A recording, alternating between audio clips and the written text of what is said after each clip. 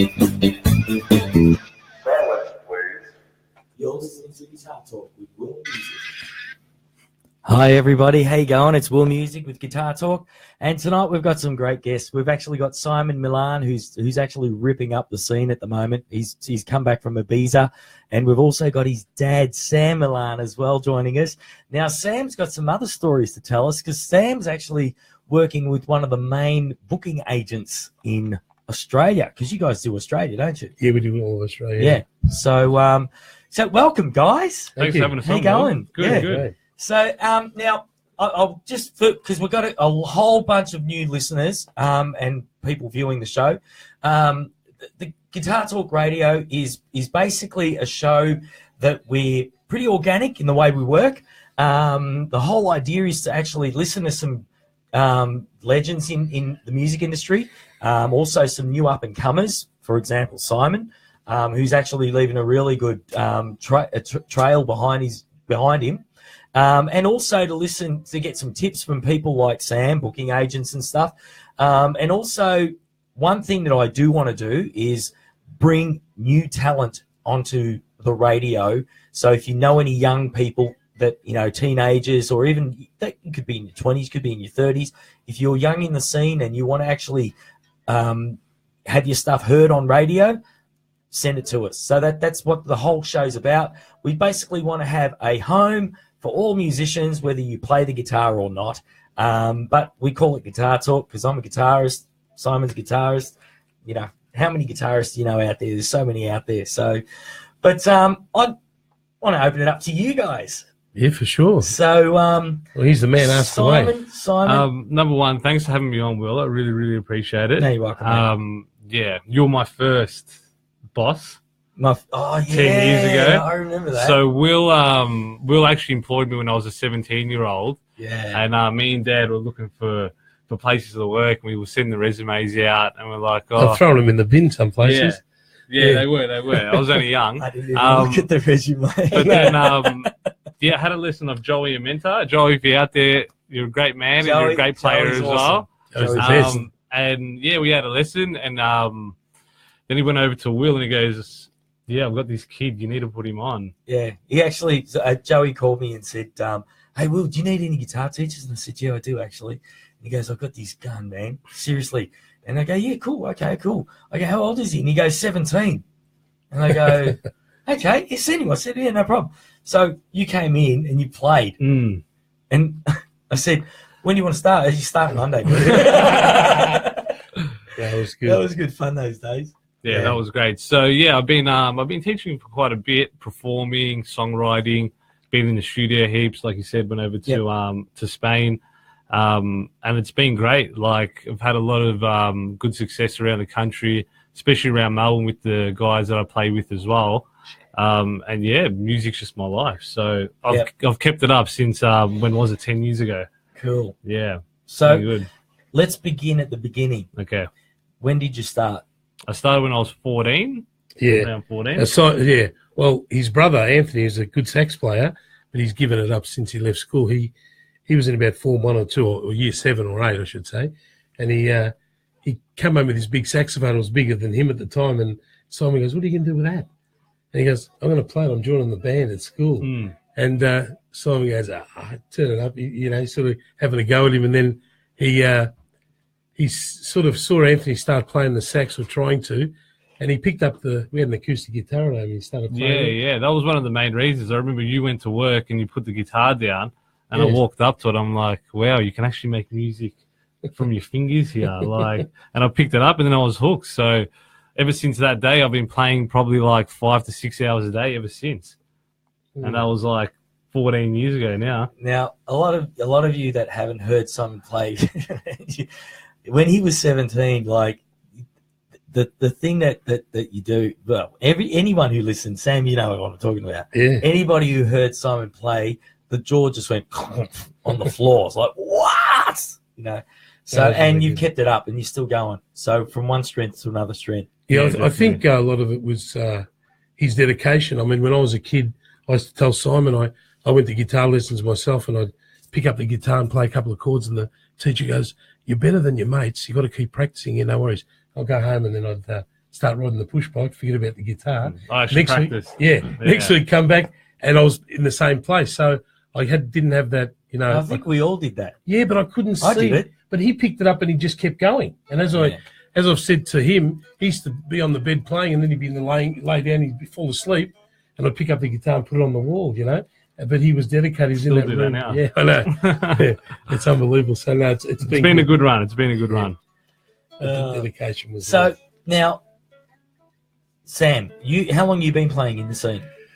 Oh well, as a kid, I sort of played and I tried to sing, and I'm just a club singer, but I sort of got canned by my mates at the time when I was playing, and I gave up music, and but I always had it in the back of my brain that I was going to one day come back to it maybe, but I was scarred by those days, and I never went back. And at 30 years old... Why were you scarred? Well, I just think the guys are always telling me you can't cut it, and, you can't do it, and Muso syndrome. Yeah, yeah, no, You're as good as the last gig. Yeah, and I just thought to myself, well, it's not for me.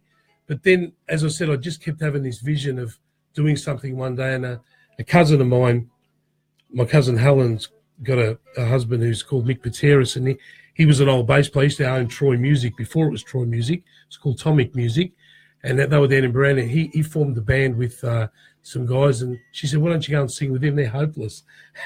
So Mick rang me 4 times, and I went and had a jam with him. I go, you're in, and then it evolved from there, and I had the determination. I kept going, and I played with them for 5 years, the Pig Alley Band, and then I formed Fat Sam and the Toothpicks, and we played like an 8 and 9 piece band, and the rest was history. Then I got on to West Side Talent, who gave me some of my first gigs, and then they asked me to work for them, and then I've been in the scene ever since. It's been fantastic. Being Fat Sam and the Toothpicks, does that mean all the musicians in the band have to be skinny? Yeah, they were on diets. No.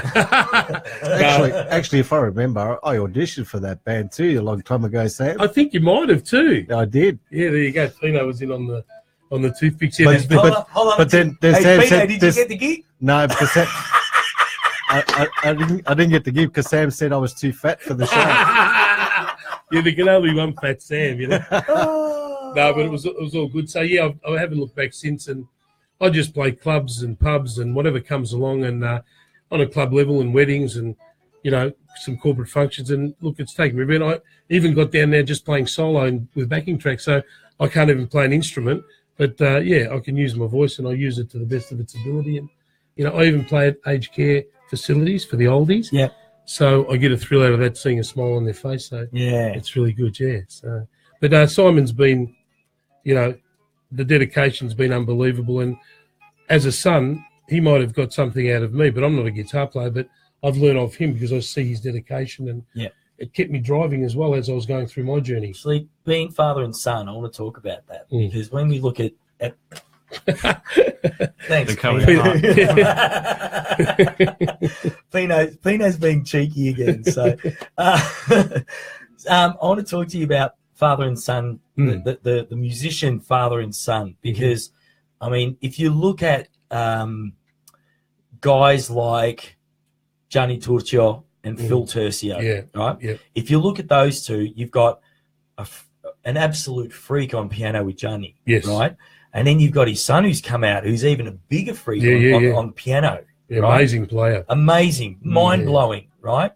Then you've got Sam Salerno on bass and Johnny Salerno on drums. Now, Johnny's amazing, Now, I used to play with the two of them in a wedding band many, many years ago, right? And, I mean, Johnny was he like, when he played, it was just like in a way, he was like the MD of the band. Yeah, he's unbelievable. Right? Being a drummer, he was it, right? Yeah. But there was just a relationship between Sam and Johnny where it was just like a level of respect from Johnny to his dad, but not only that, from his dad back to his son, because Sam is so proud of Johnny, Yeah, no, that's and great. So with yourself and Simon, it's like me and Julian, and I've got Julian sitting over here in the corner. Yeah, I can't believe how much he's grown. I've been seeing him for years. He was running around in the shop making trouble, touching all the instruments. Hey, did he try to sell you the balloons? Yeah, he was doing Couple everything. times, yeah. He'd blow up the balloons in the That's shop. right, yeah. And he'd draw pictures on them and he'd go, would you like a balloon? And everyone would look at him and go, you were so sweet. Yes, darling, I want one. Thinking he's going to give it to him. And he goes, that's $1. Yeah. It's good to see that him would be all fun. grown up, yeah. That was good fun. But, I mean, do you feel that there's like a level of respect towards Simon? And Simon, do you feel that there's a level of respect back to your dad? But it's not a father and son relationship respect, or like how many fathers and sons do you know that actually hate each other's guts? Right? Oh, yeah, Of 100%. But what I'm saying is the level of respect from a musicality point of view, you find that there's a level of respect whereby it's like, yeah, my dad's keeping me in the straight and narrow. I'll listen to what my dad says, you know, and so on. Do you find that? Yeah, of course. Well, if it wasn't for Dad, I wouldn't be playing music. So thanks, Dad, for that. I really appreciate it. I told you I'll get that out of you. Yeah. If it wasn't for this guy here, I wouldn't have this in my hands. So he pretty much like used to take me everywhere. He used to take me to band practice, school jams, this Christmas carol I used to play there. Yeah, set up your band. Set up my band, PA the PAs. Look, I think Dad's been everywhere. So Dad's one You know of what the I main need? I need a influences. violin. You go, Yeah, I know. But the thing is, respect. I idolised him. He might have idolised me as a father, but I idolised him when I saw him on stage at a young age playing, and it gave me a thrill because, you know, everyone wants to see their child do something. Perform. Yeah, perform. And to watch him to go to gigs, I wouldn't miss a gig. I would leave Yeah, you're work always early. there. I was always there for him. Yeah. And, you know, I'd be saying turn up or turn down. or Yeah. whatever. Look at me in the crowd. Look at me when I'm in the crowd, you know. So it was a thing where he's given me the wings to fly in my profession because I love performing and I watch him. And every time I see him, it's fantastic to watch, you know, because there's that respect there. And we always, late at night, I come home from a gig, he comes home and we start to chat and we talk about how the gigs went. We always suss each other out. Yeah, and then I go to bed because I can't count, but he keeps playing till about 5 a.m. Yeah, no, Now, on it, you before we were having the pizza. Yeah. And by the way, we always have a pizza before the show, so that I Good get pizza. to have a Yeah, chat great and we pizzas. catch up and stuff. Melrose It was nice. pizza. It was nice. Melrose It was nice. pizza. Yeah. They should give them to us for free. Yeah. You're giving them a plug. Anyway, the story you were saying before about when Simon first got the guitar and you went, oh, Oh, yeah, this is yeah. bad. Yeah. And then you came home another day and you Yeah. go, is that him? Yeah. No, it was, he started playing and his brothers used to give him shit, you know. Yeah. You're hopeless. You're no good. And he'd be trying to do bends and lead Still no breaks. good. and you know, it was a bit squawky and, you know, a bit flat. And I said, oh, well, but he kept practicing. Then one day I come home from work and I hear him playing, I think it was Gary Moore, and he's doing these bends. And I said to my ex-wife at the time, I said, is that him? And she goes, yeah. I go, wow. So I walked towards his room, opened the door, and he stops and looks at me and goes, what? I go, no, keep going. It sounds good. So from then on, he started to really come good, and he'd worked it out. So he'd listened to tunes on the radio, on the internet, and he was picking up. So his dedication was good, and it prevailed, you know. So he kept going. Practice. Yeah, that's right. That's practice. awesome. Yeah, That's something awesome. I didn't have a discipline in. In other areas, I did, but what he was doing, I wish I could play guitar. So Sam, when you were doing your, you know, starting off, Mm. were your parents supportive? Look, they were. My dad bought me a guitar and an amp. I remember it was a 3-watt amp, and I had this Chuck Berry lookalike guitar, a hollow body, and I started playing it. And to a certain extent, they did, but not like the time and effort that I put into Simon. You know, it was different. They were working and doing other things, but they always supported the music. Yeah. But I never. It was my fault that I didn't continue. Yeah. But with him, I did push him, but I let him go as well. Yeah. And he sort of found his own feet. What you just said then reminded me of it's happened quite a few times where I've had people coming in to when I had a shop and all that sort of stuff, and you would have a mum and dad come in with a kid, and they'd walk up to you. Here's a scenario, you can pick it, right? Mm. They came in and the mum would go, oh, we're here to buy a guitar for you know, little Johnny. Yeah. And it's like, and the father would turn around and go, he's going to quit it anyway. You know, it's like, Negative. hold on a minute. And I would say to them straight out, I go, don't buy it. You go, go. Yeah. And they go, well, you can't do that. And I go, I can. And I'm saving you money. Yeah. Because you've already told him that he's not going to succeed at it. Yeah. So you've made him quit. Yeah. before he's even had a chance of having a go. Yeah. And they would sit there and look at you all funny as if to say, what the? Because they don't understand No, that's true. that element. Yeah. So I know this is going to turn into a podcast after we've actually done the show, but this is something that's really important to parents. If you do have a child that's starting an instrument, if you don't have the drive in you to make them, to help them out and direct them, find someone that you know who has got that. I've got my nephews, right? They all play a musical instrument. Yes. Right? Now, my nephew, we played one of his tracks on the first week. Right. Look, I helped him out, right? But he's got me to help him out. Yeah, a mentor. He's got a mentor. Yeah, great. Now, every time I see him, the first question, how's the guitar doing? Yeah. I've got my other nephew, his brother. I go, so, Ali, you been practicing drums? Yeah. I go, great, Yeah. And I keep saying to them, keep it up, because I'll hook you up with the drum teachers that you're going to sit there and go, wow, with. Because fantastic. it all is Yeah. that mentoring that Yeah, it helps, is. So we've got Joey Amento who says, Joey Occhipinti that says hi. How you going, Joey? G'day, Joey. And Kelly Parisi. Oh, Shelley Parisi. Shelley. Oh, Shelley. Is that Shelley? Shelley, yeah. Okay. She's a great singer too. I thought it was Pino's spelling, because Pino tends to No, that's the right spelling. screw me It's over. the right spelling, thank you. No, well, I don't know. I mean, it's coming from you. Michael DeLuca, how you G'day, doing, Michael. mate? Welcome onto the show. And anyway, back onto what we're doing. Yeah. Do you want to have a jam? Yeah, let's have a jam. What do you want to play? Some funky stuff? Tonight is something that we haven't prepared for. This will be fun. Okay, cool. Let's go. Start it. Am I playing? Yeah, jump Yes. on. Come on, Pino. Come on, Pino. All right, what's this song called? Okay.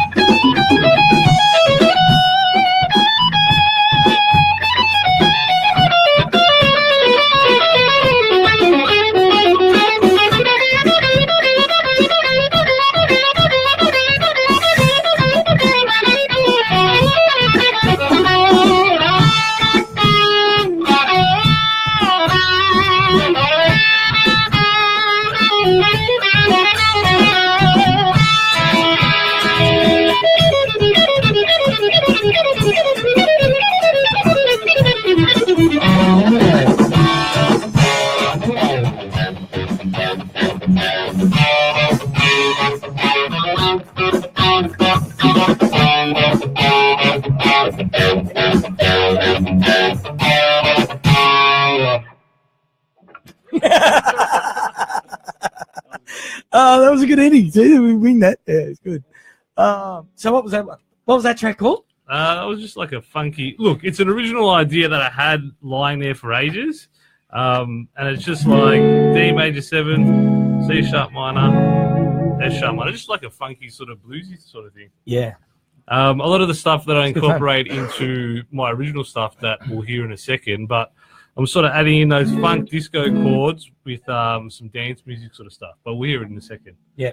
So you're doing a fair bit of writing. Yes. Okay. So with your writing, what inspired you? How do you do it? Because everybody's got a different way of songwriting. Of course.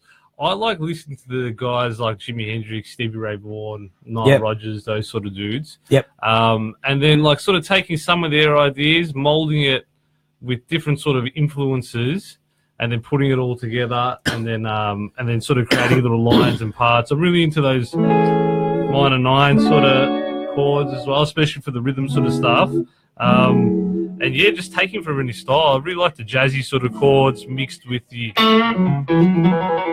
all that Stevie Ray sort of bluesy sort of stuff. So in terms of that, again, it just depends on the song as well. But mainly with that funky sort of stuff in the studio, it's all those old school sort of funk and disco sort of stuff. Yep. Which is cool. Yep. They're mixed with the ripping. So lead sort of stuff. Now influences, right? Who do you listen to? I know you listen to Hendrix and stuff like that. Yep. But do you listen to any other funk bands or anything?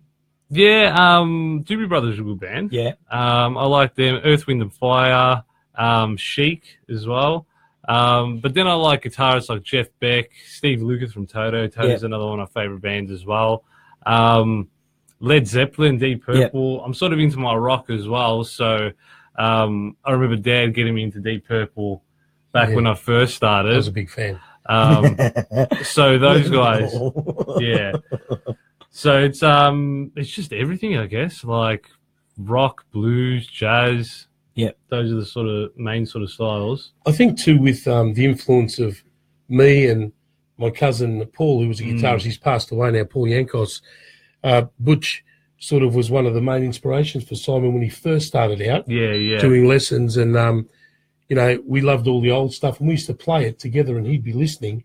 And I think to go forward, like they say, you got to go back. Yeah. And the young kids go forward, and then they dig on the old stuff. Yeah. And that's what Simon started to do. The penny dropped, and he'd go back and listen to all these guys. And with our influence, we'd be telling him. And also, Consahinas was a big influence for Simon. Another guy when he was younger, and he had some lessons with Joey, and we went out and had a couple of lessons with Brett Garcett. Yeah, that was great. And he did a year with Mark Dominy nearly, I think. Yeah. So yeah. By the way, though, all those names that you've said are coming on the show. Well, there you go. Beautiful. Yeah, and they're all great players. They're the heavyweights, you know. Yeah. So and it's good because, as I said before, with a young player to get the influence off these guys and the older stuff, I think it's important because it's for them. They can go forward and, you know, tune into their sort of stuff by digging on the old the blue stuff. Yeah. know? Well, if it wasn't for you guys opening me up to that, then I would have missed out on so many good players like Larry Carlton. Oh, Larry Carlton's Carlton's awesome. another one. Yeah. Hey, speaking of Larry Carlton, when he came to Australia, the last show he did, you know how I mentioned Phil Tercio? Yes. Phil was on keys. Wow. Jerry Pantazis. Yeah. Was he drumming? On drums? Yeah. Yeah. No, he was playing keys too. Yeah. Doubled up. And I think it was it Craig on bass? I'm not sure. Wow. But Australian heavyweights. Yeah, that's fantastic. They were the Australian heavyweights, the new gen. Yeah, well, there you go. Because they're the new gen. Yeah, look where music took them, you know, to play with a great like Larry Carlton, to be in his presence is just, you know, a blessing. Yeah, really, absolutely. Because, fantastic. Yeah. No, it's all good. So call in. If you want to have a chat to Simon and Sam, 0412 376 878. That's 0412 376 848. Give us a call, and when you do call, you get a freebie as well, because I've got some giveaways like strings and stuff like that. So compliments. Come on, you guitarist. Compliments of Alex Dodge says hi. Hi, Alex. Stodgy. How you doing, mate? I'm going to get Alex on too. Yeah, mate, definitely. you guys have heard him play. Oh, yeah, great. Great. He's playing with the actually, speaking of Alex, he's playing at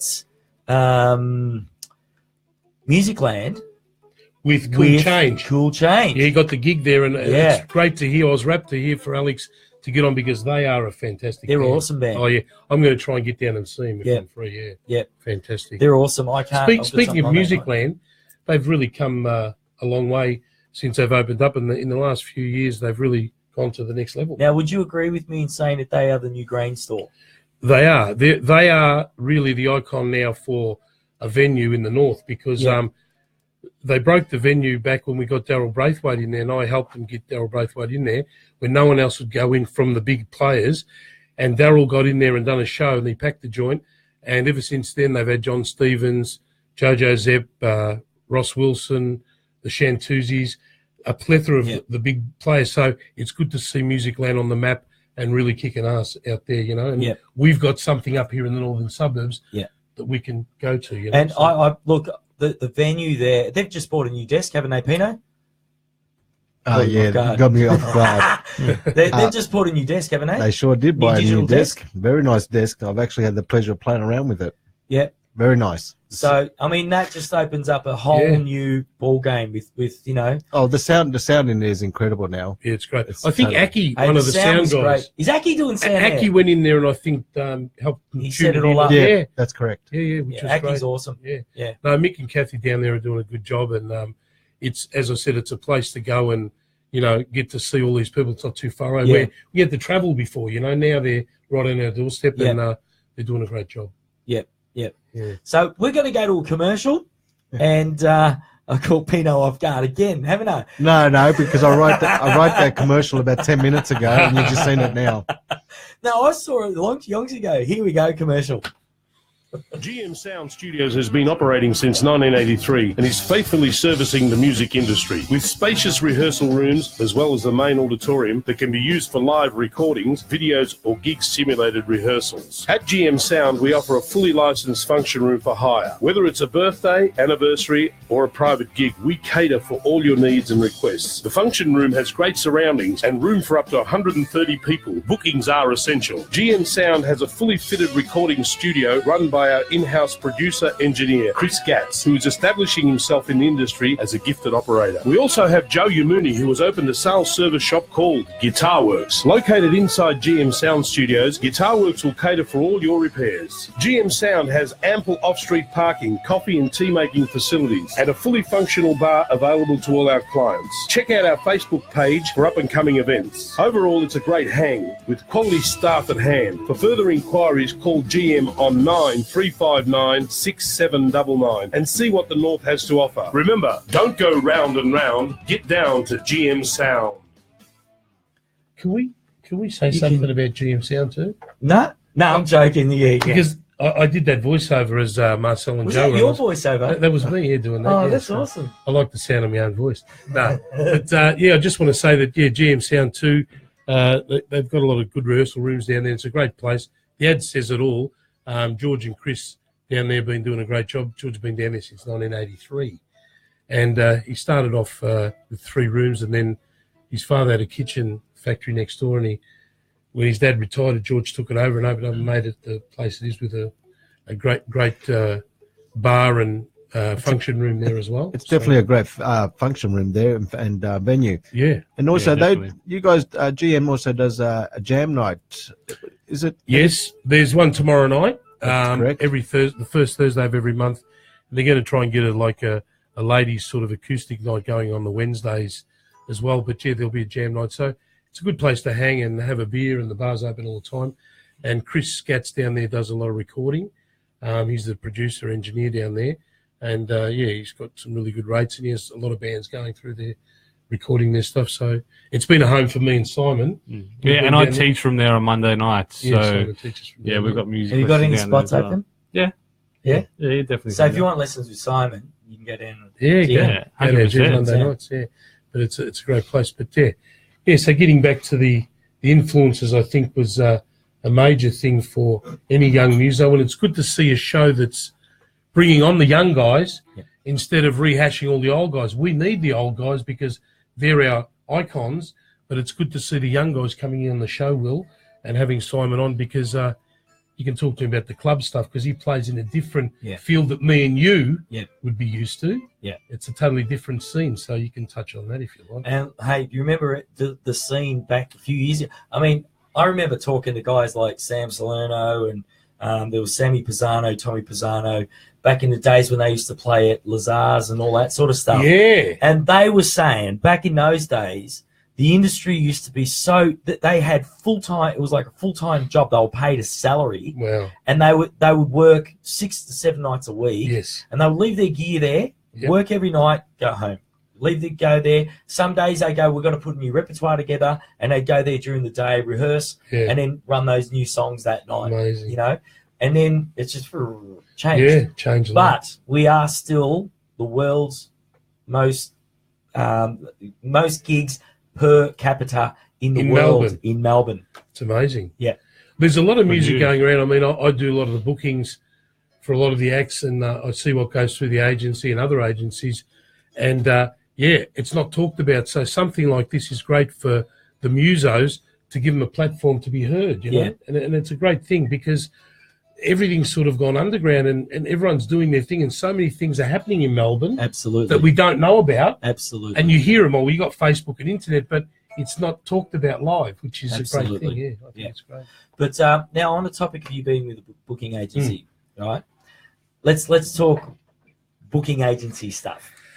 Okay, well, look, I'm What do you guys need? Yeah. Because the amount of times I talk to guys and it's like, I send all my bios and promo packs and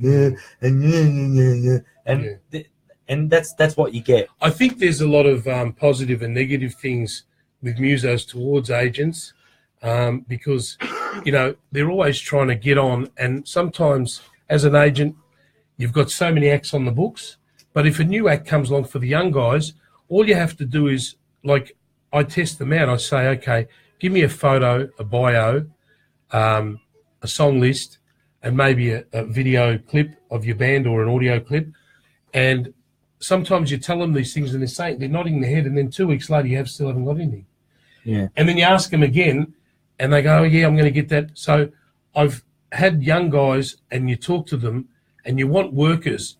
It's not necessarily being the best muso in the world. Yeah. You want a bloke who's got an overall package that's good to the venue, that's got manners, that's got a good promo kit together, that's punctual and on time. Because when you send them out to the venue, they're representing you. So they've got to start on time, finish on time, get there early, be nice, don't overdo it on the drinks or whatever their riders are, and be respectful. And I think once the young guys, they can't see that sometimes because they're young. The older guys know it all and they'll work and they'll do that. So when I pick up the phone and, for example, I ring you, Will, and I say, Will, how you going, mate? Sam, I've got a gig here at such and such. And you say, yep, what date is it? You've got your diary, your phone's organised or whatever. I'm free. Okay, can you do it? Yep. This is how much it's paying. Yep, done. Bang. And that's what I want because I haven't got time to, you know, go through a million things and you telling me how great your You don't band need is. to change nappies on the way to the gig. Exactly. So if they've got everything there and they're workers, that's what we aspire to get at Westside Talent. We've got some great people on the books and they're workers, and you know, because you don't want any fuss, you can ring that guy and you know he's reliable and professional. And that's really what it is, yeah. Yeah. So now everybody, you've heard what booking agents want. They want a businessman. There's Or a actually businesswoman. there's a great band I know of called Rattle and Groove. Oh, yeah. That wouldn't be with you, Pino, would it? Yeah, oh, well, I got to plug myself somewhere, don't I? Hold on a minute. You're a drummer, so you're always late, aren't you? No, mate, we're always on time. You I know when the remember that. drummer's knocking on the door? Yeah, that's right. Oh, Yeah, here we go. No, but it's all good. I think, look, Graham and Alex down at Westside, they're the directors of the company, and we've got mainly a lot of the big tribute shows on our books and a lot of acts. But as I said, Are it's you guys frustrating. doing an excessive?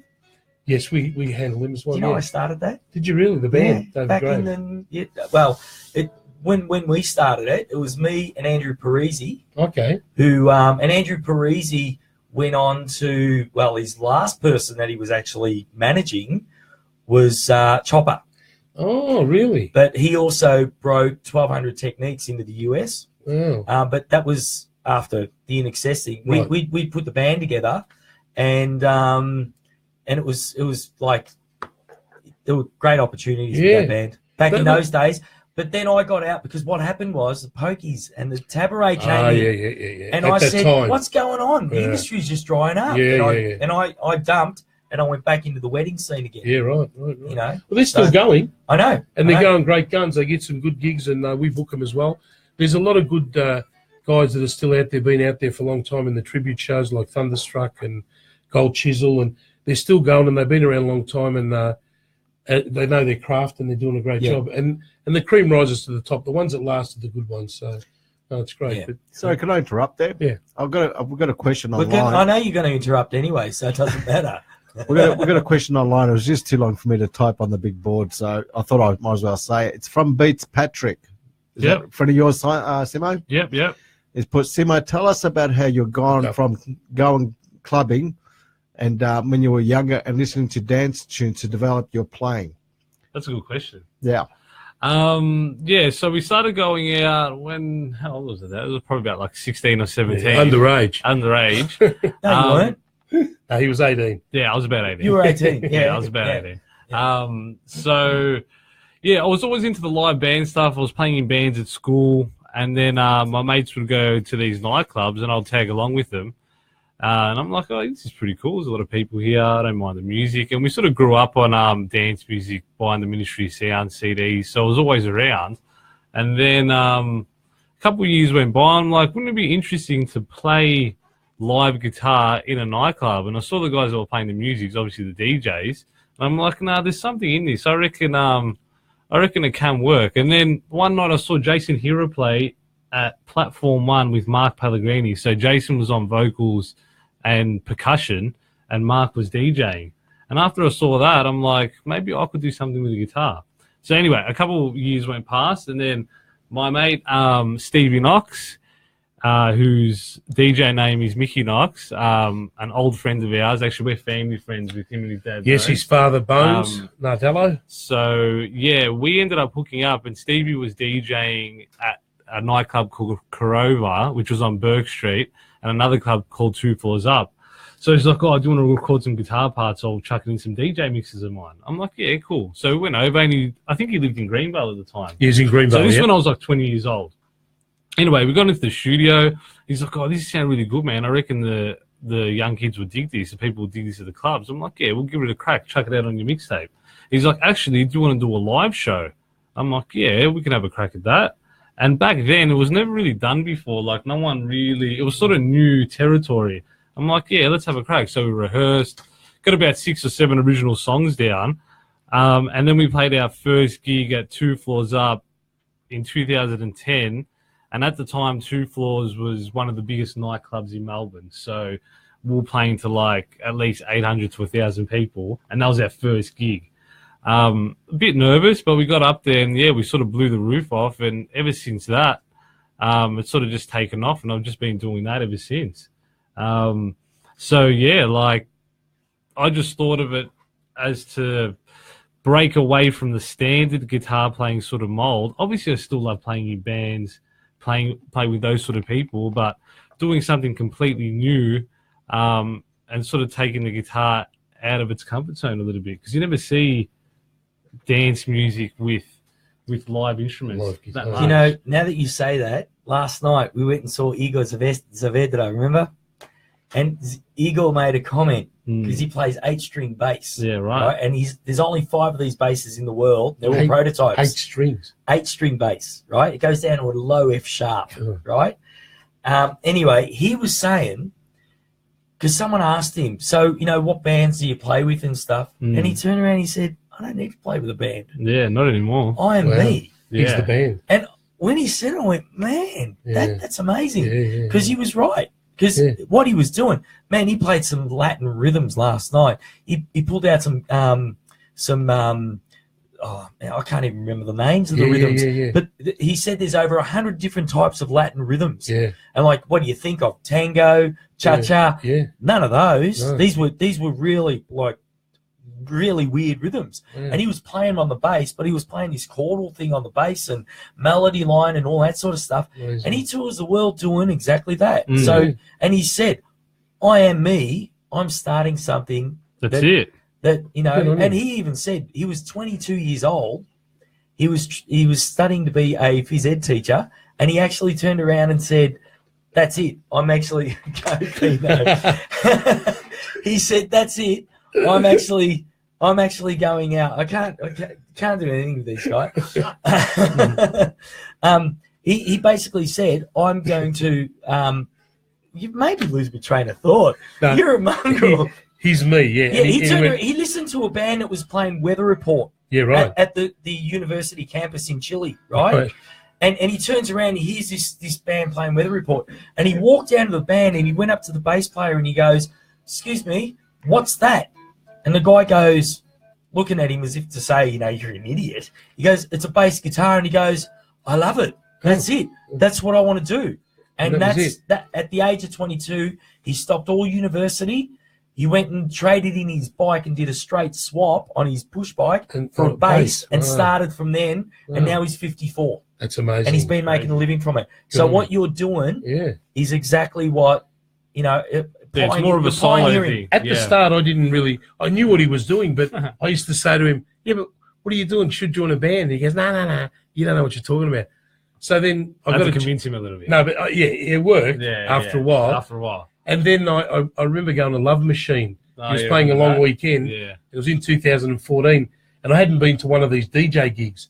So I walked in there. The joint was chockers. There was probably 1,500 people in there. There was a lot. And he came on, and it was like 12 o'clock. It was ready for me to go to bed sort of thing. That's the main time. But he got up there and, mate, the kids, because they hear a DJ all night and they see a live player, they go, "What's going on here?" So they've all got their mobiles out and they're filming him, and he's doing, improvising over the tracks and playing the songs. And I saw it. I said, "Man, there's a concept here, and it's really good." So he's worked hard to get where he's at because, like Simon says, you can't walk in the door at those clubs and say, "I want to play guitar." Yeah, you got no hope. Yeah. The DJs will just close you down. But he's wormed his way in and doing what he's doing, and it's fantastic, It's really good. I can't take it anywhere.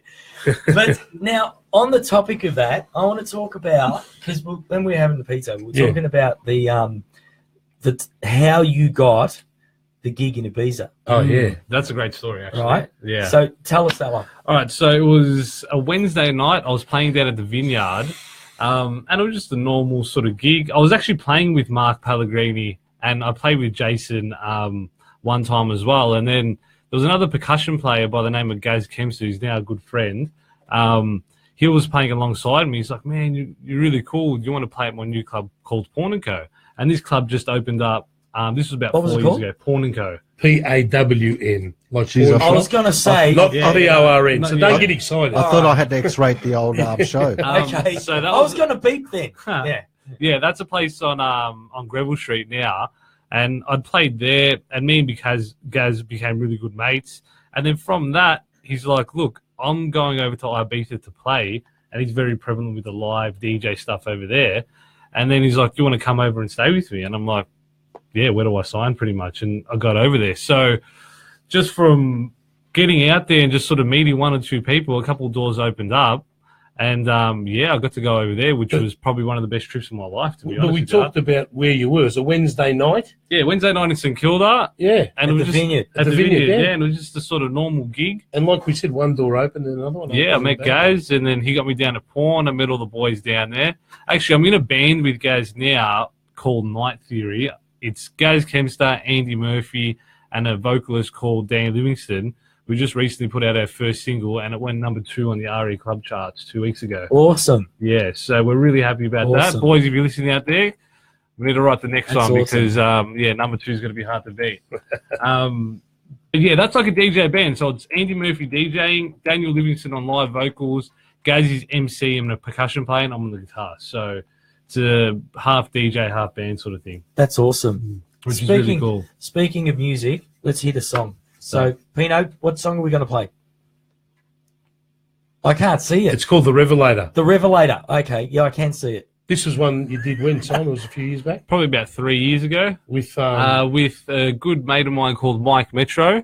And he's a good family friend of ours as well. A very close family friend. So Mike is a great kid. This is a DJ track that's got you playing guitar. Yeah. Mike Metro was a DJ, and Simon wrote the music with Mike. Mike, so we sat in the studio, wrote it from scratch, produced it, and this is what it's going to sound like. Cool.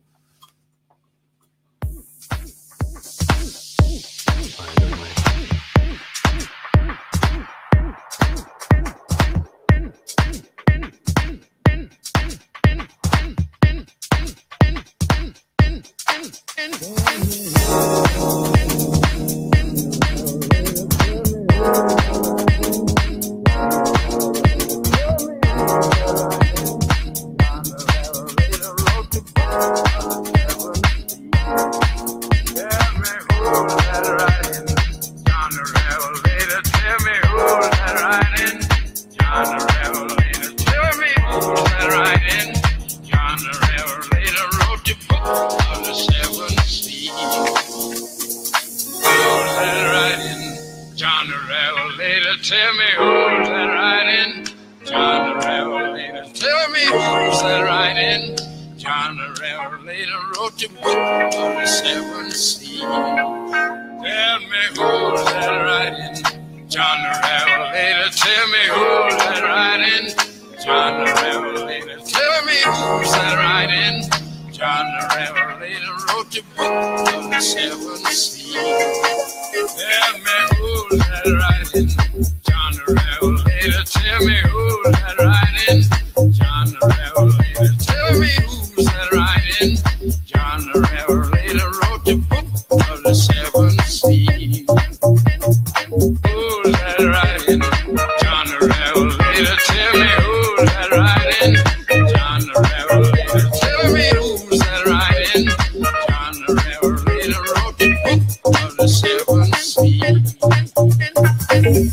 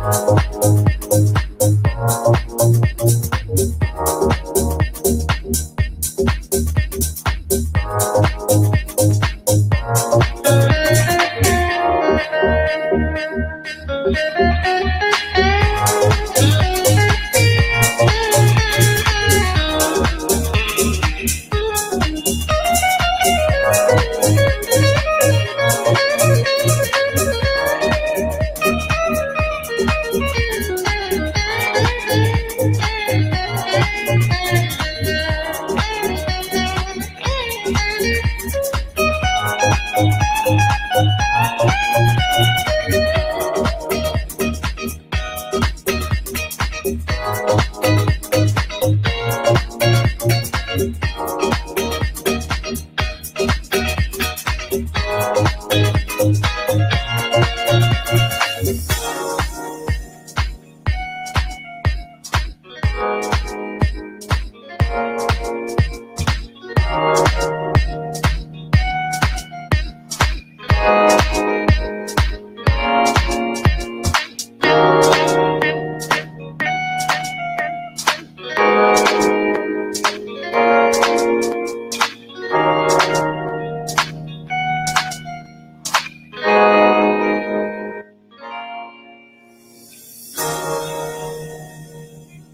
I have to admit, that's amazing. Thank you, Like it, mate. yeah, I Some know. great phrasing in there, man. Thank you so amazing. much. Now, where can people download it? You can download it off my SoundCloud. You can stream it on YouTube. You can stream it on Spotify. It's all So over the net. what do they type in? Just type in my name and that's Type it. in Milan. Yeah. Just Okay. on Google. But yeah, you can just all the platforms. I'm on all the platforms: Instagram, Facebook, Spotify, SoundCloud, YouTube. And that's one of the tracks you played up at Ibiza? Yeah, I did play that one. That track's actually got over 2 million plays worldwide. So collectively, we put it out 3 years ago, and it just went sort of viral. We had all these people sharing it off their YouTube channel, and then I calculated all the play, and we've got like 2 million plays. Now, So- question. Did you make any money from that 2 million plays? Yes, we Good. did. Yeah, Okay. we All did. right. We did. Because if you didn't make any money, that's so unfair, man. Yeah, no, of course. You need to monetize everything, but no, it's all been good. We actually put that track out for free, but it got me a lot more work, and it sort of got my foot in the door with a lot of people. So those tracks, once you put them out, and if they sort of hit a nerve with people, they can just take your career to the next level. Who's singing? That's actually an old blues guy that's passed away now called Sunhouse, and we sampled his vocal. Okay. So it was like we wanted to do like a blues house type thing, if that makes sense. So yeah, we sampled the vocal, and Mike Metro is a really great DJ producer. He done some amazing work on that record. It was his idea, and he got me in to play the guitar parts and write a few things. But yeah, that was one of my main first solo tracks that really got me out there on the scene. So no, I love that song. It's really special to me, that song. And then you had the other one. What was with Mikey Metro? Oh yeah, with Mike, we did a few. We did Empty Soul, you hear in a second, and then we actually got to number 5 on the ARIA Club charts with a song called In the Dark. So that was one of our biggest ones. That was in 2015. And yeah, we got pretty high in the charts there. So yeah, we done a lot of good songs with Mikey. There was a really good partnership there. And I just love sort of like those sort of Larry Carlton band.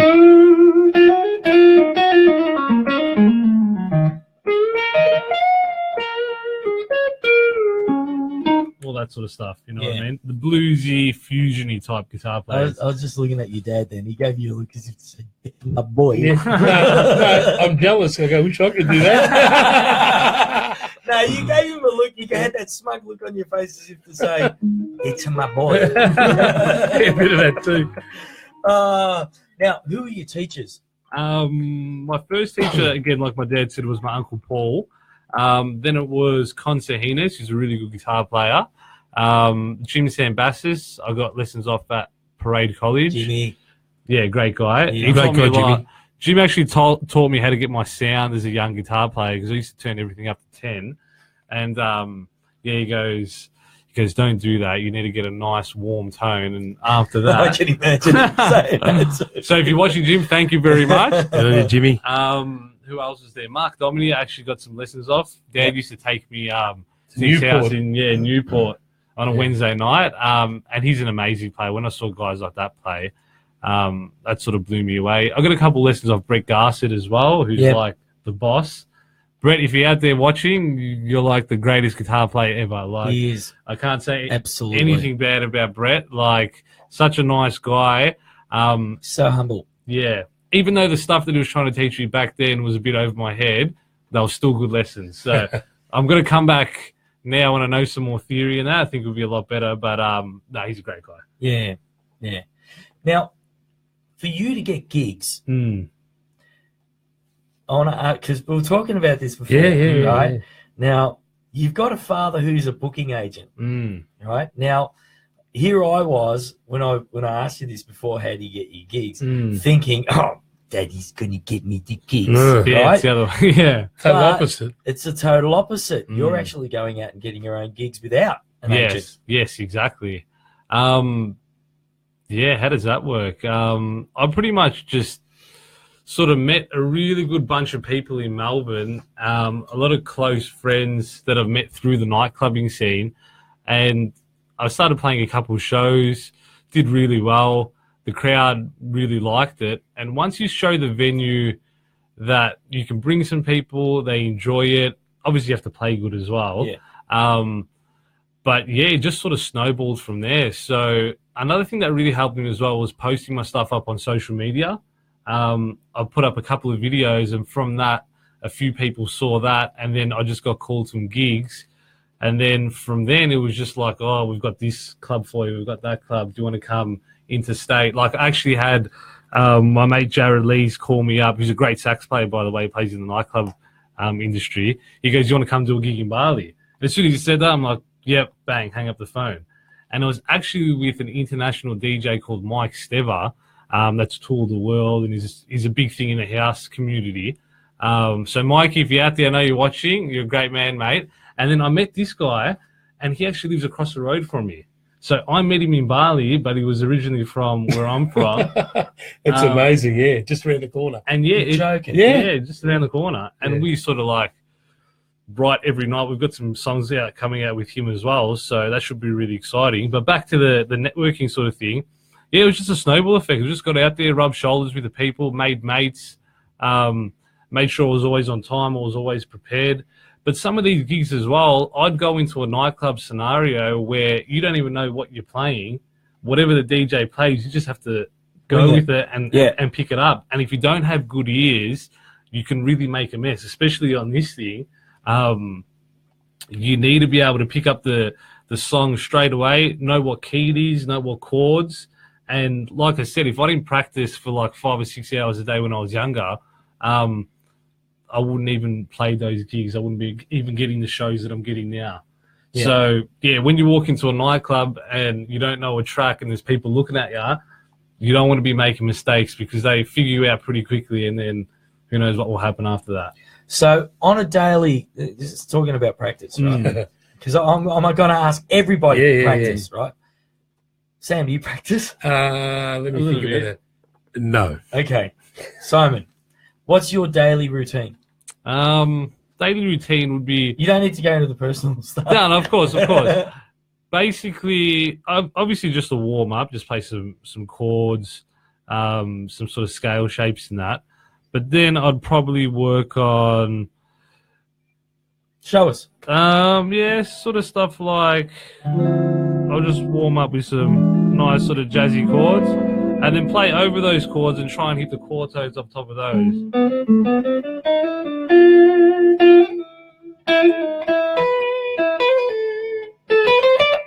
And again, phrasing, sort of string bending.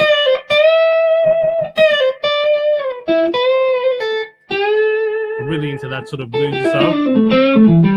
Again, then you've got all your sort of technical exercises, but I'm sort of just like not doing the standard sort of stuff. I'm adding in some like outside.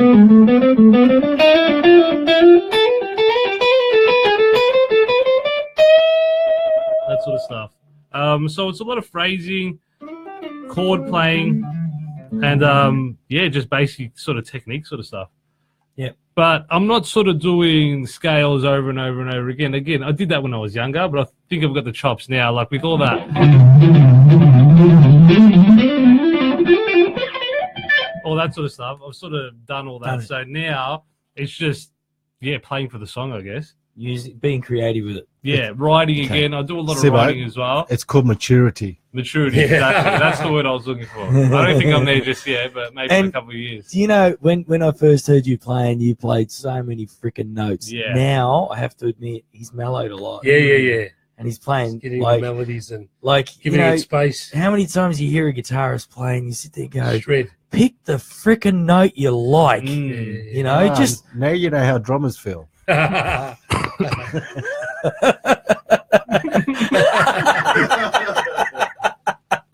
Thank you, Pino. You're welcome. Oh, what a laugh. Hey, we have to say hello to Joey Amenta because Joey's watching and listening. G'day, Joey. Right. We also have Christian Gazzola as well. Christian, g'day, Christian. mate. How you doing? He's working at the Foot One Club. Oh, yeah? Tonight. Oh, great. So he works there. Yeah. That's good. Yeah. My old turf. And one of my favourite drummers, Leon Kachase, is actually watching the show. Yes, we love Leon. How are you, buddy? Good to see your name up on the screen there, mate. And is Dad watching too, Leon? I wonder. Hey, Do you want to do another jam? Yeah. Okay. What do you want to do? I have no idea. I love this. Just do anything. Look, when we do this show, there are some times where we have time before the show where we'll run through something and go, okay, we'll wing this and we'll do that and we'll wing it and off we go. Today is like, what are we doing? So what's happening is on the fly, which is great. It's spontaneous. It's good fun. And Pino, Yeah. we're going to have a jam session. Do you want to get on drums? What key is it in? You know as many keys as I do. No. E sharp minor. I don't have my E sharp minor drumsticks. Yeah, I'll jump on. Hang on. So when do you want to do it? I don't know. Start something. You start something.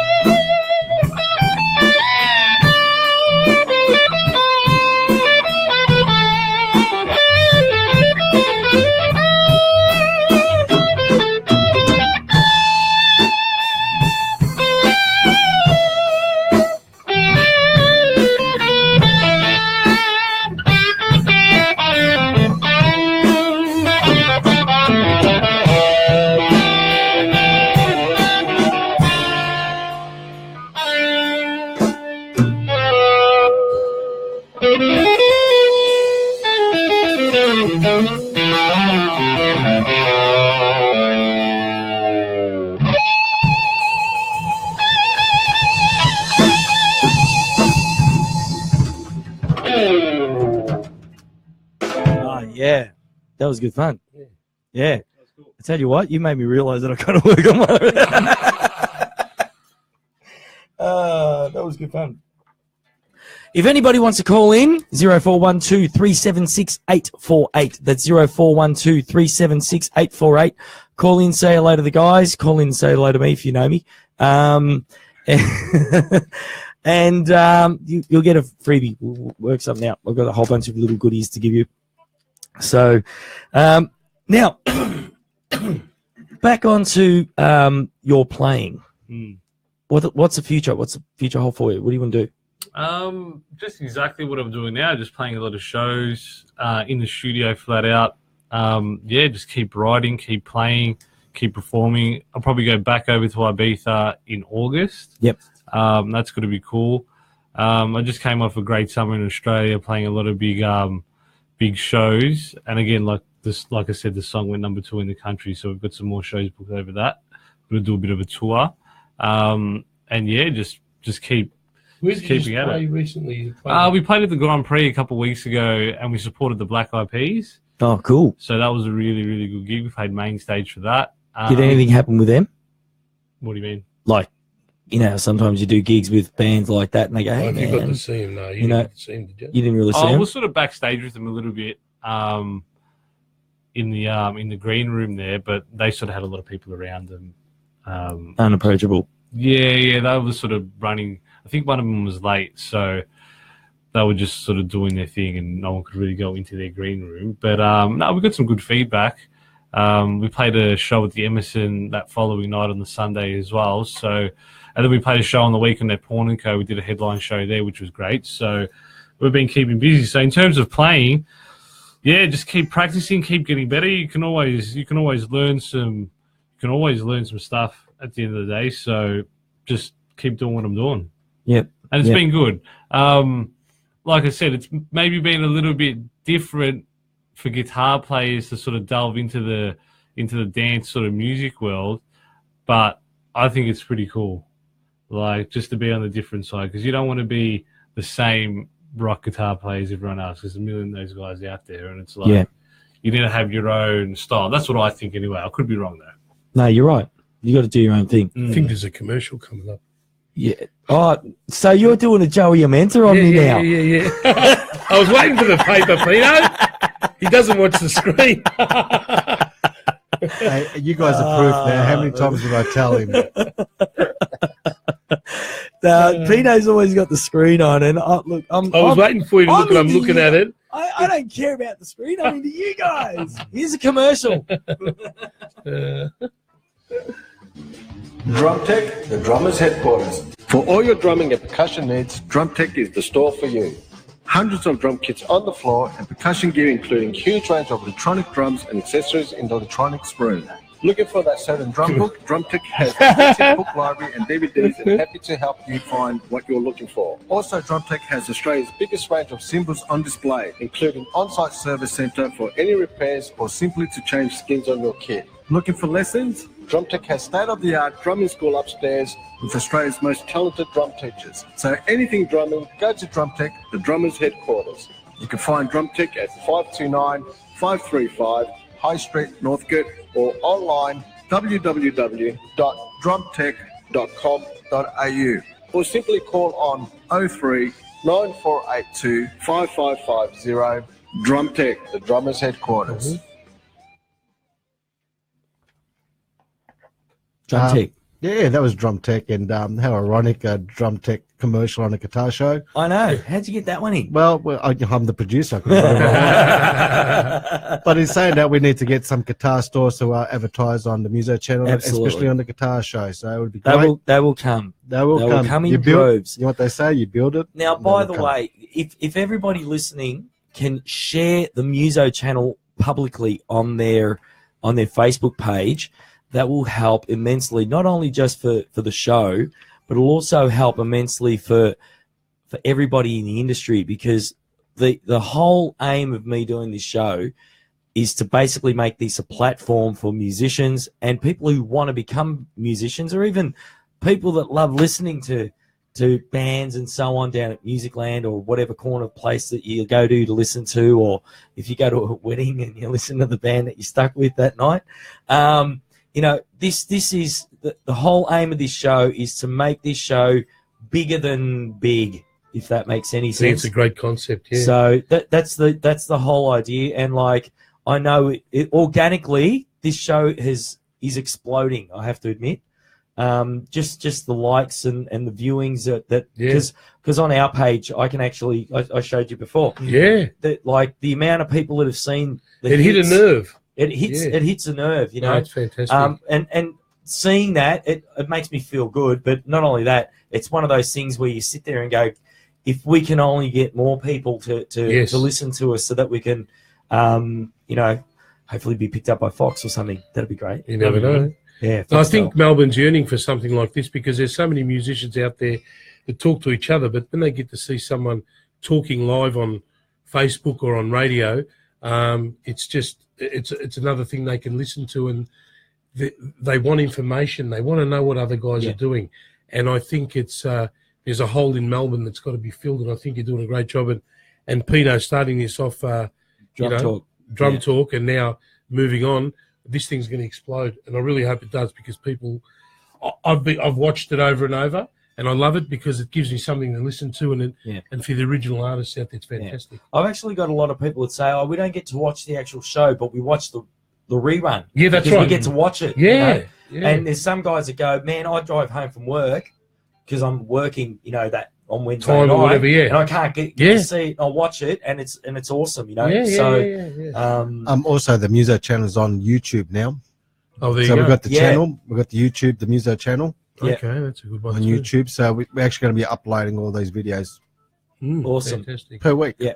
Yeah, Every no, week. that's great. It's funny you say that because I did a stint at Musicland on the judging panel for Band Wars. Band Wars, sorry, and I was on there a couple of years ago, and they reran it on Foxtel and on Channel 31 so many times, and they're still and people are still watching, and people still approach me and say, "I saw you on television," so they want to watch, and the bands were original bands, and it's just something and the show was done by Musicland. They did a fantastic job, and so it gets longevity too. So you know, it's really good to have something where they can watch. They want it. Yeah, and again, the whole purpose of the show is one, I want to introduce and educate the new generation with what has been done. So, I mean, you're one of the new generation. It's making waves, right? But like next week, I've got Jeremy Allsop on. Now, Jeremy is like, who likes that song "Horses" by Daryl Braithwaite? Everybody.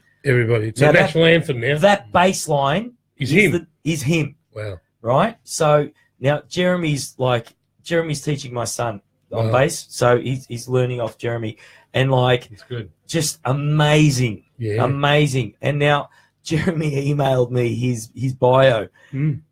I reckon I need a week to get through it because it's got that You need much one in show there. just for his bio. Oh, mate, if I was to read his bio, I reckon I'll take a full hour to read his bio. Just you telling me that, I can't wait to see it and watch the show and listen to it. Seriously, it's mind blowing. I've got to look at the bio and I'm going to go, okay, I'll pick that section. You know, because like he played on the Vizard show. Wow, remember?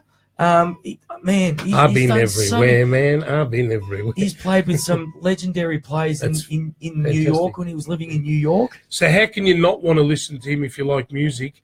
And you'd learn so much just listening to and his experiences. He wrote the syllabus for university. It's amazing. You know, I mean, crikey, man. It's freaky stuff. Anyway, but we're going to go on to another song that you wrote. Yep. Simon. Yep. And Empty Soul. It's called Empty Soul. And here it is. Go, Pino. Oh, thank you.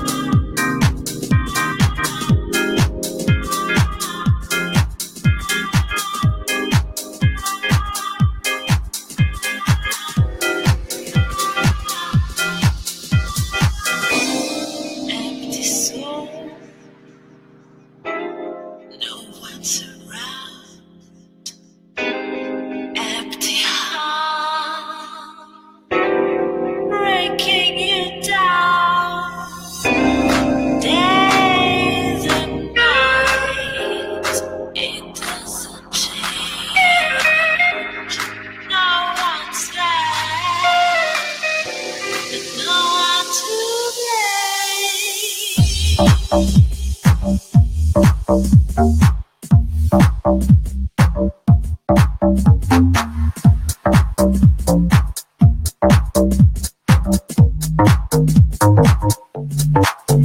soul.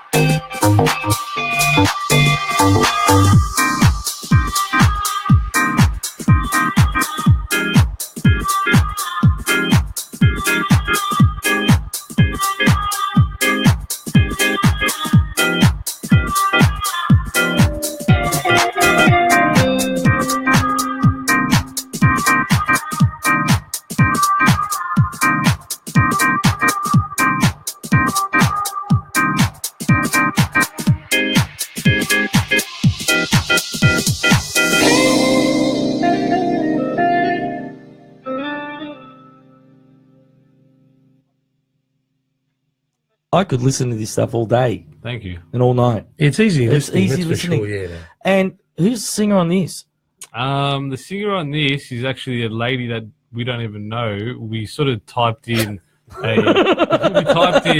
jazz vocals into SoundCloud, and this a cappella came up, and she was singing, and Mikey's like, "Oh, you want to grab this and just write something around it?" I'm like, "Yeah, we'll just do that."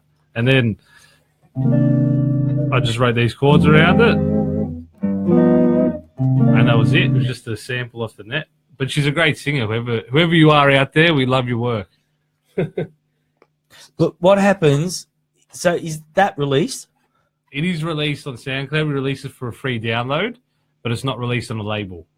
So what happens if a label grabs it and says, "I want to release it"? I'm pretty sure they'll have to speak to the vocalist who sung it, get it cleared with them, get it cleared with their publishing, and then they can release it after that. But you need to get the sample cleared first. Okay, I never knew stuff like that. Yeah. that's incredible. Now, I'm going to say hello to a couple of people because I just saw that they've signed on. Cos, how you going, Cos Rullo? And Gabby Bainey, how you doing? Gabby used to be my student Oh, wow. a long time ago. Yeah. Cos, I used to work with Cos at Avco Finance. How are you, Cosy? Good to hear from you again, buddy. We've got to catch you up know for a Cos coffee. as well, do I know him you? real well, yeah. Wow. Great guy. Love him. Because he's got Antonio, and Yes, Antonio's Antonio's a great he's singer. a great singer. Yeah. Yeah, I was his MD. Wow. Yeah, that's right. There you yeah, I go. remember that. Yeah. Wow. Good on you, Okay. Cos. And then Simon Cotter. How you doing, Simon? And Carmel Ravasini. How you doing? And John Bertolini. That's Pino's brother. And Monica Chocha. How you doing, guys? Thanks for tuning in. And we also have to promote our new up-and-coming talent. So if you know anybody that has talent, that is a musician, plays guitar, bass, look, you know what? I reckon I'm going to open it up to singers as well. I reckon it's a So good move. if there's anybody who has talent, send the songs in. Go on, Pino. I reckon just bands. Bands. Okay. Yeah. See, we're organic. We're moving. Man. We're moving like worms. You can have a line out the door a mile long, I think. Well, that'd be Yeah. great. If Yeah. we've got a mile that's that long that we can't, don't have Yeah. enough, what we'll do is we'll put them on the radio playlist Yeah, 100%. and have the songs playing anyway. That's beautiful. And yeah, then the it's great. songs will get heard. At least they got a platform. Yeah, that's And right. the beauty of this, the Muso channel is that it's global. So, You can listen to it anywhere. like last week, we had the Umunis on, Yes. Marcel and Joe, Yeah, right? great guys. Yes. And I had my cousin in Italy listening to the show. You mean the Moon Brothers? The Moon Brothers? Yeah. I had my cousin in Italy listening to the show, Wow. and he was saying that he puts it on air. Yeah. He puts it on he's got a tattoo parlor, and he puts it on, and he sits there and watches the Watches show it. whilst he's working. Didn't you say it had a hit in Lebanon as well? Or maybe We had because of the Umini Umuni's boys. boys. Yeah. Yeah. Actually, fantastic. his auntie was watching from Lebanon. Oh, Yeah. she live. was out here Auntie recently. was, That's yeah. fantastic. How Yeah. good's that? Look, the internet is just one of the best tools. It can connect people with Yeah. anything. So it's great to hear that, Yeah. Yeah, Yeah. that's great. So if you have anybody who's got talent, look, even if it's somebody who plays piano really, really well, send in the track. Contact us through the Muso channel through the messenger thing, and we'd love to hear from you. And look, it's my passion to actually grab young talent and help nurture them and give them a direction so that they've got somewhere to go, like I did with you. You Yeah, know, of course, when I mean you were 17, I gave Yeah. you a job, bang, Yeah. like Yeah. that. No, thank You you know, very much for that. Saw That the was my talent, start. bang, Fantastic, just yeah. sign them up, do it. You know, Simon, did he pay your super? I'm not too sure. I don't think Simon knew what It's a good time to No, chase him back up then- now. no, mate. everybody was a subby, mate. Yeah, that's right. Everybody was a subby. Let's not get into that now, Peter. Is your ATO listening? No, but it was fantastic because Joey Mentor recommended Simon Yeah, And thank thanks you. to Joey. Yeah, thanks, Joey. because Will basically didn't even interview him, just heard him play and said, "You're on," and we knocked on doors, and him being so young, no one wanted to take him on. Yeah. But Will gave him a start, and we really appreciate You know, I did that. the same thing with another guitarist called Michael De Laurentiis. Oh, he's Oh, yeah, great, I know Michael. Right Yes. now, Michael plays with the Veronicas. Mm. That's fantastic. I'm gonna. I haven't spoken to Michael yet, but he'll come Yeah. on because Yeah, whatever I get tell him him on, to do, yeah. he'll do it. So you know, Yeah, Michael. I'm good mates with Mikey. Yeah. Mikey, if you're out there. Yeah. That's But great. Mikey came in. This is his interview, right? He came in with his mum, Mm. right? And they bought. He's standing at the counter and he's going, "Oh, okay, I've got to get some strings for some of my students." I go, "Okay." And at the time, I'm sitting there going, "I need a guitar teacher," you know. Yeah. And he was my first guitar teacher Wow. that I booked, right? I go, "I need a guitar teacher. I need someone young, vibrant, blah blah blah." Yeah. And he walks in and he goes, "Oh, I need to get some strings for. Have you got classical strings? Okay, I'll grab them." And then he goes, "Okay, I'll grab a set of acoustic steel strings. Okay, I'll grab them. Some electric strings." He had all the shots in the and locker. so on, right? And he's going bang, bang, bang with all these strings. And I go, "Okay, so you teach?" And he goes, "Yeah." And I go, "I'll give you a teacher's discount." And then he goes, "Oh, beauty, that'd be great." And he turns around, "Mum, I'm getting a teacher's discount." You know. Yeah. And I go, "So you got many students?" And he goes, "Oh, I've got a couple, you know." I go, "You want more?" And he goes, "Oh, yeah." I go, "You start Saturday." How good's that? He looked at his mum, "Mum, he's giving me a job." Job. And that was a job interview. I Oh, just went off the fantastic. gut instinct Yeah, of him, yeah, yeah. you know. Great And kid, great everybody, like with you, everybody loved him, Yeah. That's fantastic. you know. Yeah. All the students loved him. And his nights were packed solid, Yeah. you know. Yeah. So, all right, Pino, thanks, mate. Thanks, mate. So I'm going to start wrapping it up. So Monday nights, we have Drum Talk at 8 p.m. with Pino Bertolini. Actually, can I just mention before you say anything there? Sorry to interrupt you, Will. Actually, Monday night at 7 o'clock with the Muso channel has actually got the Adele tribute show. Letitia Mueller's coming live on the station at 7 p.m. Wow. So she's going to actually sing, and she's going to bring a piano player. She's going to sing, and she's promoting her Adele show. We actually got a caller, believe it or not. We do. Don't know when we're going to go on offline. We got a caller. Yeah, we have, but I'm just trying to work out why. Technology. I'll let you keep doing that, and then. Oh, here we go. All right, we've got a caller. Let's get it. Hello, you're on Guitar Talk. Yeah, g'day guys. How are you? Good. Who's that? It's Pino's good friend, Joe Savini. Joey, how you doing? How are you, Joe? Yeah, good mate. I was looking at the show on Facebook, and it's not transmitting anymore. It's not transmitting. Yeah, I'm not getting it on my end. But must be probably the area that I'm in. Yeah, because I've got it on my phone and I'm looking at it now. No, we're still on, Joe. Yeah, Joe? we're yeah. Well, look, mate, you're doing a great job, guys. Fantastic. Thank you. Thanks, John. Sounding good, and it's looking really great. And that Muso guy, who was it? Simon, is it? Yeah. Mate, Simon Milan. kudos to him, mate. Yeah, Mate, he's amazing. excellent, dude. He's fantastic. Hey, John, do you play an instrument? Used to a long time ago. Haven't touched one in a long Joe's time. actually used to be a great sex player. Oh, really? Yeah. Yeah, haven't touched it in a long time. Really? Okay. Look, Yeah. if you do want to get back into it, right? Because I actually repair saxes. Oh, Right? do you? You got to sell. You got to sell my Super Action 80 going. Oh, do you know? I'm not joking. I had a second-hand one that we sold about a month ago. Oh, right. Yeah. So How much? I can't remember how much it went for. I think it They're went for worth about it. $2,500 or something like that. Yeah, they keep their value. They're really Yeah. good. Anyway, but if you do need anything, give us a call and I'll help you out if you want to get back into playing because I'll service your sax. Yeah, I'll keep that in mind. But no, just like to say, like, is it still done at the same studio? In Pino's studio? Yeah. Yeah. In Gladstone Looks Park. fantastic.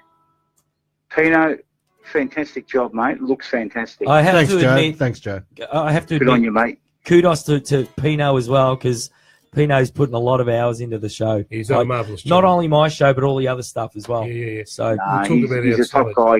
He's really good with his hands also. He knows how to build things, Pino. I really don't want to hear that, China. But keep that between you two. Now. Let's keep Boom, it clean. tish. No. Well done, guys. Thanks, Joe. I love your show. Fantastic. Awesome. Good on you, mate. Thanks a lot. Did you see some of my comments there? Did you see where I said that you should maybe do some songs live on the street? I got that idea from a movie I saw. Which songs were you talking about? Oh, you know how Simon was playing guitar and that, or Yeah. whatever. Like, just go in the street and do live recording and get all the background music, get all the background noise Oh, okay. to be Yeah. to be a part of it. You know what I mean? I Yeah, reckon yeah.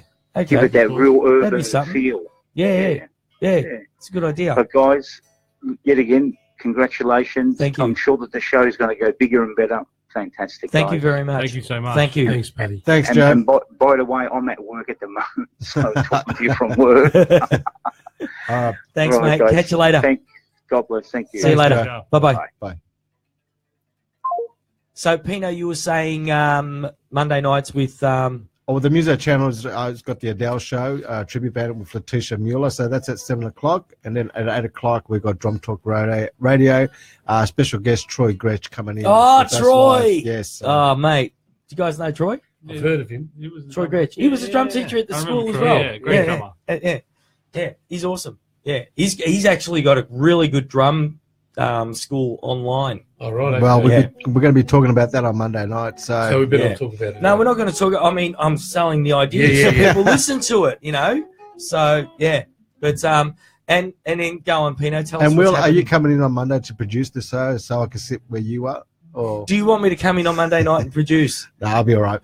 No, that was it. And you got Jerry Jeremy Allsop next Wednesday. I have Jeremy Allsop on Wednesday night, and seriously, spread the word because Jeremy Allsop is, I would call him royalty in the music fraternity here in well, not only Australia but the world, because he's played, listen to the show, and I'm going to drop some names that he's played with, and when you hear him, you're just going to sit there and go, what the?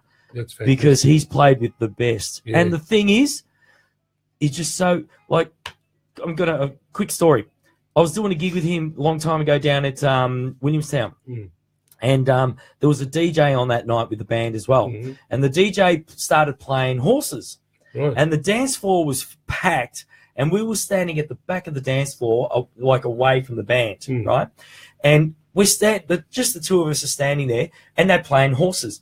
And I looked at him and I said, Jeremy, what's it feel like listening to this song, knowing that it's you on the bass, and everybody's going crazy for it? Yeah. You played it back in the 80s when you did it, or 90. When was it done? Back then. Yeah, back then. And it's so iconic. Mm. And he just stood there and went, it's humbling. Wow. You would think that, you would say, oh, I'm awesome, it was great, Absolutely. but it's just so humbling, Absolutely. So, yeah, so Fantastic. Jeremy's amazing. So that's all I can say. And Wednesday night, Jeremy Allsop is going to blow everybody away. So we'll play some of his songs as well. So, because he's got some amazing stuff that he's recorded. So, yeah. And I've got Pino waving at me. Yeah, he's going to throw another paper in a minute. He's going to throw another paper at me. So, ladies and gentlemen, everybody listening, please spread the word, Guitar Talk and the Muso channel. Push the Muso channel as much as you can to your friends and so on. We're here for you. So if you have any ideas, please send us any messages and so on, and we'll get back to you. And look, we're organic. We want to just basically help everybody in the industry. So fantastic job. And thank you, gentlemen. Thank you so much. Thank you, for having Simon. us on. Thank you for having us and on. Sam. Yeah. It's the first father and son duo that I've had on the show. So thanks, guys. Thank and you very much. Pino, thank you very much. Thanks, Thanks, Pino. Pino. You're welcome. And thank you to Julian, my son, who's been sitting here Julian. all night, really Moral patiently, and thank you, everyone. See you later. See you next week, and have a good one. Catch you See you later. guys.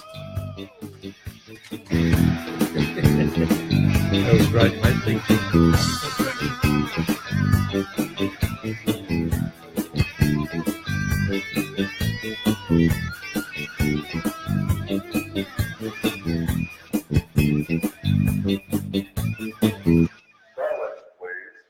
You're listening to Guitar Talk with